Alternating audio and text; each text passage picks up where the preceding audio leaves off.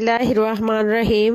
عبداللہ بن مسعود رضی اللہ تعالیٰ عنہ سے روایت ہے کہ نبی کریم صلی اللہ علیہ وآلہ وسلم نے سورۃ النجم کی تلاوت کی اور اس میں سجدہ کیا۔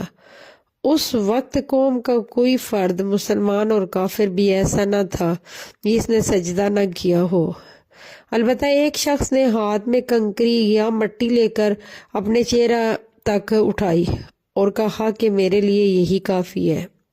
عبداللہ بن مسعود رضی اللہ تعالیٰ عنہ نے بیان کیا، کہا کہ بعد میں نے دیکھا کہ وہ کفر کی حالت میں ہی قتل ہوا اور یہ امیہ بن خلف تھا۔ صحیح بخاری حدیث نمبر 1070۔